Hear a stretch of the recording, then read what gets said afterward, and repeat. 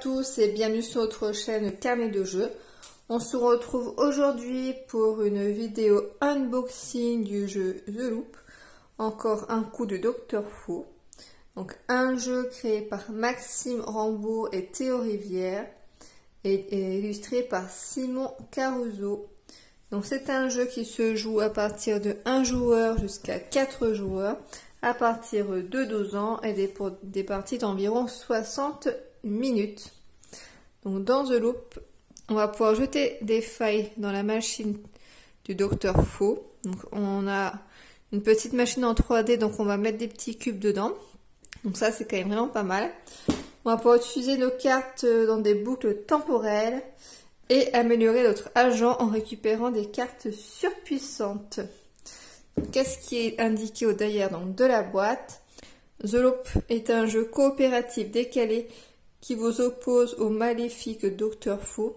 Incarnez un agent temporel et explorez 4 modes de jeu différents, plein de challenges et de renouvellements. Défiez les clones du Docteur, sabotez son improbable machine et équipez-vous d'artefacts surpuissants. Exploitez vos cartes et maîtrisez le loop pour les réutiliser dans des enchaînements impressionnants. Mais le Docteur ne vous laissera pas faire. Donc au niveau du matériel, donc on a un plateau espace-temps, un plateau QG. On a donc une machine qu'on peut voir ici. On a des pions en bois, des quarts, des cubes en plastique, des tuiles sabotage, des tuiles vortex, des grandes tuiles, des jetons, un sac et on a donc un livret règlement intérieur, un livret opérationnel et on a un livret spécial pour le mode solo. Donc découvrons ensemble donc le contenu de la boîte. Donc c'était un jeu qui m'intéressait depuis un moment déjà, mais là j'avais pas eu l'occasion de l'acquérir. Et là ça fait un moment que je l'ai, mais pareil, j'avais pas encore eu le temps de me pencher vraiment dessus. Donc allons-y, voyons voir. Règlement intérieur. Qui a un grand format, format de la boîte. Le but du jeu, le matériel qui est relie en bas. On a donc la mise en place avec le plateau, la machine, l'installation des tuiles sabotage, des cubes, du plateau QG, des tuiles écran, l'installation des tuiles vortex, des cartes du Dr Fou, des cartes donc artefacts. On a des tuiles agents aussi qu'on va positionner, des tuiles, des jetons clones et un sac à clones que l'on a. On a une aile de jeu et différents éléments qui vont être selon le mode de jeu que l'on choisit. Ensuite, donc on a encore des informations sur la fin donc de la mise en place, la séquence de jeu, le tour d'un joueur, donc la phase du Dr Fou. On a donc les différentes phases d'action qui sont représentées, qui sont expliquées.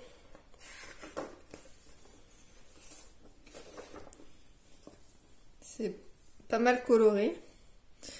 Ajoutez une carte à votre deck, archivez une tuile sabotage à la fin du tour. Et donc la fin de partie. Donc on gagne dès que notre équipe archive sa 4e tuile sabotage. Certains modes de jeu ajoutent leurs propres conditions. Et après les conditions de défaite. Donc votre équipe perd dès que l'une de ces 3 situations se produit. Vous devez placer une 2e tuile vortex à une même époque. Vous devez placer votre 4e vortex autour du plateau. Ou vous devez mélanger la pioche du Dr Fou et la faire progresser pour démarrer un nouveau cycle. Mais elle se trouvait déjà sur la 3e case cycle du plateau QG. Vous n'avez pas pu arrêter le Dr Fou à temps. Ok. Donc précision sur les missions et les tuiles sabotage. Les effets des cartes donc artefacts.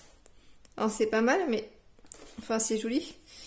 Je trouve qu'on visuellement, pas très simple à se repérer, comme ça, en première vue, un peu trop de couleurs un peu partout. Après, donc, on a un livret opérationnel qui a un format plus petit que le règlement intérieur. Avec donc l'agence, qu'est-ce que c'est, les différents personnages avec leur niveau de complexité. Donc on a la rôdeuse temporelle qui a un niveau de complexité faible. On a celui-là, la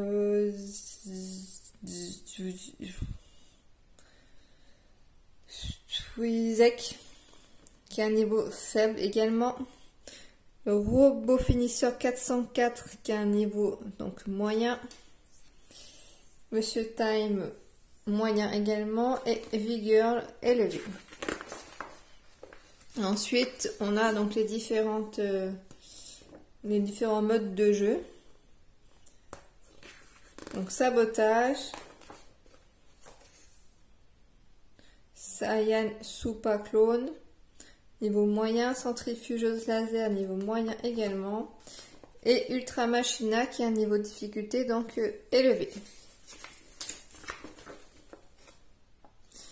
Et après là, on peut également complexifier pour chacune, donc chacun des modes. Donc ça c'est plutôt pas mal de ce que je peux voir.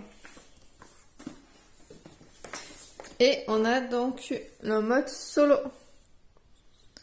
Donc ça c'est bien, pareil, hein, un petit peu plastifié comme livret de règles. Ok. Alors ensuite, le contenu. On a des cubes.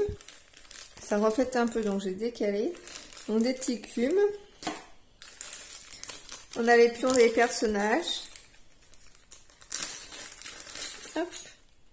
Alors si on reprend les petits personnages. Donc la rôdeuse temporelle. Donc ça va être celle-ci. Hop, celui qui a un nom imprononçable, donc c'est celui-là. Là, on a le robotiseur 404. Monsieur Time. Et V-Girl.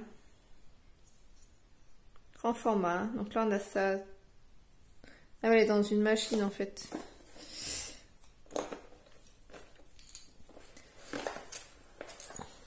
Elle est dans une machine.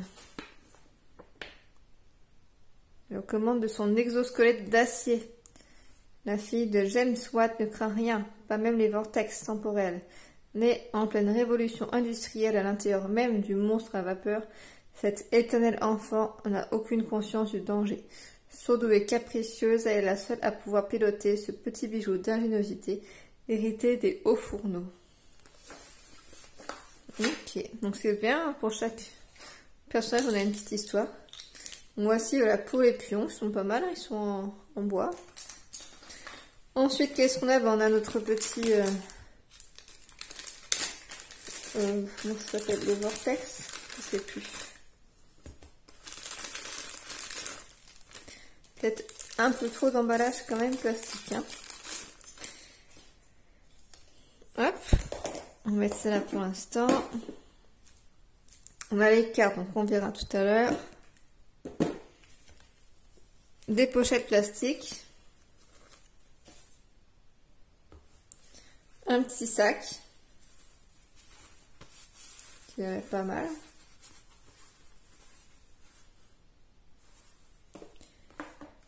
Et donc les différentes tuiles. Hop. Donc par rapport au contenu de la boîte,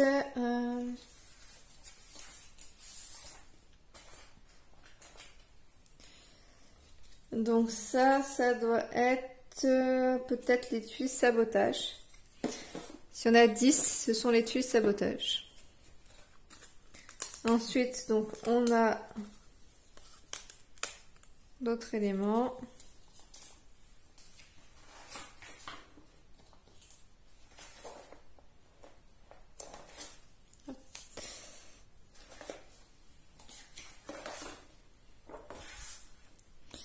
Donc ce sont bien donc l'étui sabotage, ça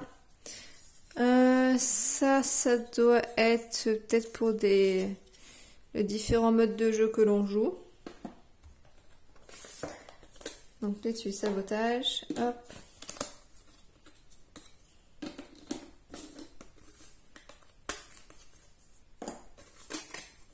Et donc les cartes des personnages hein, qui sont cartonnées comme ça là. C'est vraiment pas mal.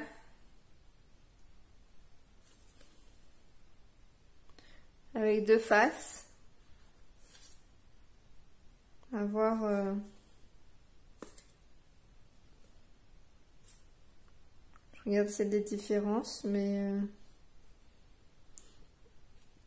ainsi il y a le niveau de. Là, niveau de vie, d'endurance, je sais pas, qui est différent. Après, sinon, ça a l'air d'être pareil. Quand vous utilisez votre déplacement gratuit, vous pouvez vous déplacer d'autant d'époques que vous le souhaitez. Quand vous utilisez votre déplacement gratuit, vous pouvez vous déplacer d'autant d'époques que vous le souhaitez. Donc là, c'est pareil. C'est la jauge d'énergie qui est plus ou moins grande. Voilà. Donc pareil, hein, les autres cartes des autres personnages. On reviendra après sur l'étui sabotage. Pas mal de matériel quand même. Hein.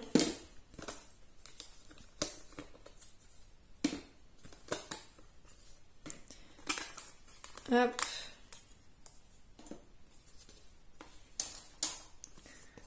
Donc là, on a un net pour les tours de jeu avec les différentes actions. Ok.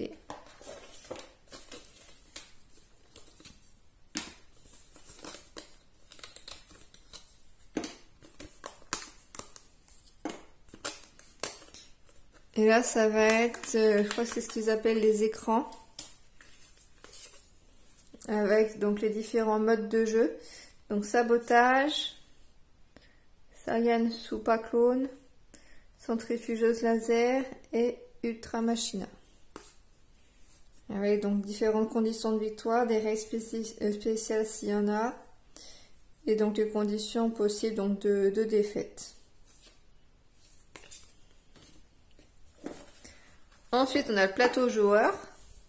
Enfin, le plateau de jeu, pardon. C'est pas mal. Ils se déplient vraiment de manière sympathique, ça change.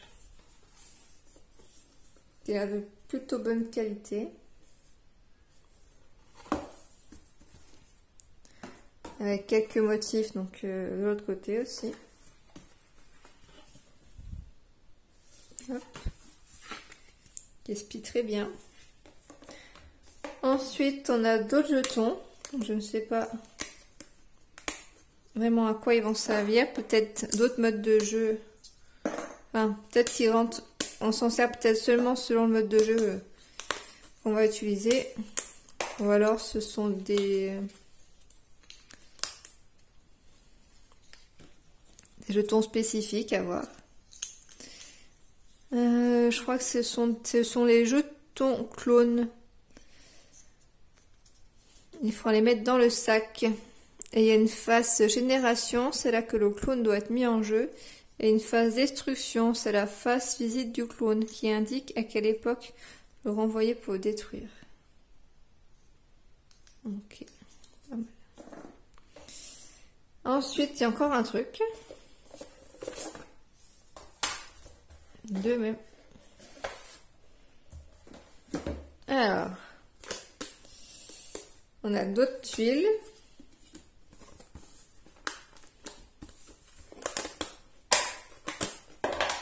D'autres petits jetons.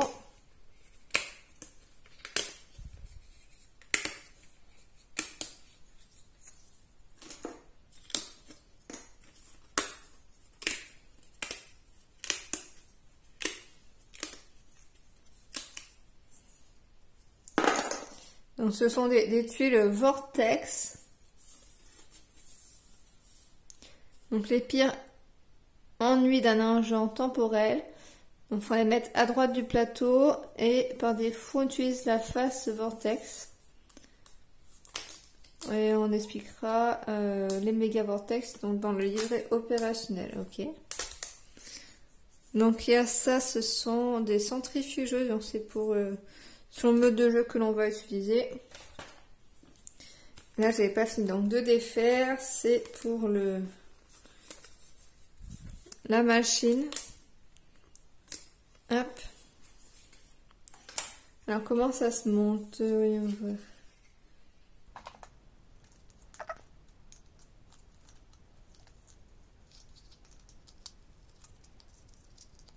Ça va être se mettre comme ça. Hop.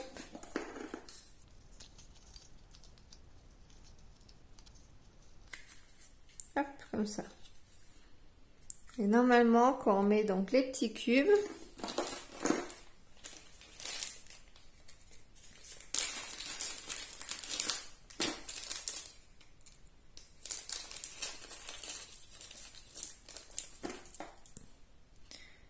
ils descendent de manière aléatoire.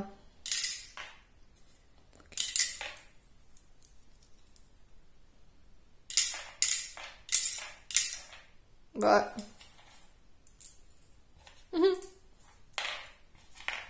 Recommençons. Hop, j'ai bien enfoncé. C'était mal enfoncé.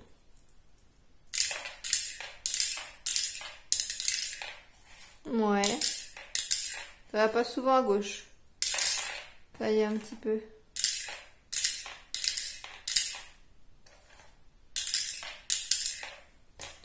Ok, donc il y a différentes petites dents là pour aiguiller pardon, le chemin.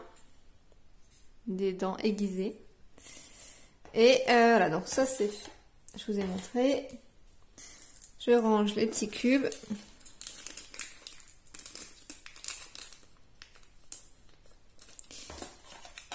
Donc, hop, et qu'est-ce qu'on a là? Donc, au fond du plateau, on a un motif de licenciement.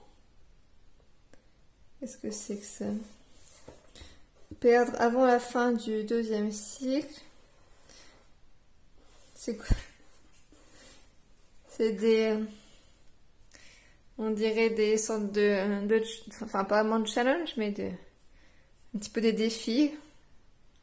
Ça change, souvent on les a quand on réussit. Donc en cas si on perd, l'expérience professionnelle, vider le sac par exemple, les savoir-être, ok c'est pas mal, on peut directement cocher au fond de la boîte. Motif de promotion, donc pareil avec des différentes challenges. Et l'autre c'est plan de carrière. Ok. En cas de victoire, donc sabotage, employé du mois, employé de l'année. Okay. Et on voit donc différentes illustrations également sur le côté des cadres. Est-ce qu'ils en parlent un peu plus de ça dans le livret?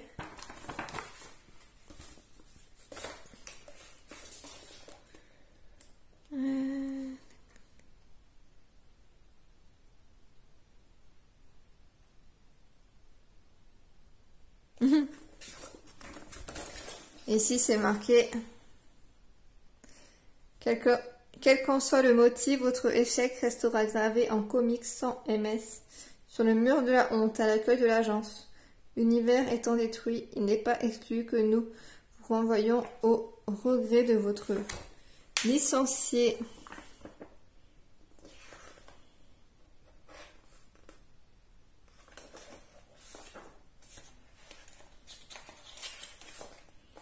Ok, bon, pas mal de choses dans cette boîte, hein.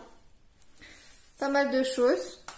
Et donc il nous reste à voir les cartes également qu'on n'a pas vues. Hop, je range juste les petits pions. Enfin petits. les gros pions, personnages. Voyons voir un petit peu les cartes. Donc, déjà, il y a un dos qui est sympathique, je trouve. Alors, grappin mécanique à tirer à votre époque. Un jeton comme ça, je pense, adjacent. Double monocle de combat. Enfin, les illustrations sont pas mal, je trouve. Hein.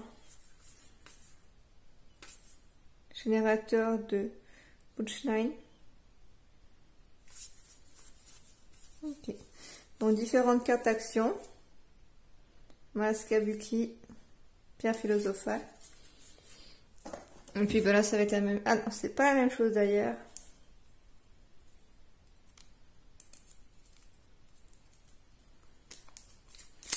Donc, pas mal de matériel hein, dans cette boîte quand même. Alors, donc on a des dos comme ça. Après les cartes sont pas très solides, j'ai l'impression. Elles sont un petit peu plastifiées, on dirait quand même.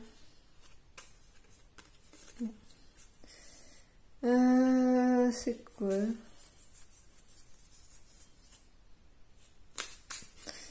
Ouais, ces cartes-là. On a celle-là aussi qui ont un dos différent. Avec des bonus, on a l'impression. Et puis bon, on retrouve les autres cartes avec le dos comme ça, qui est sympa, je trouve. Ok.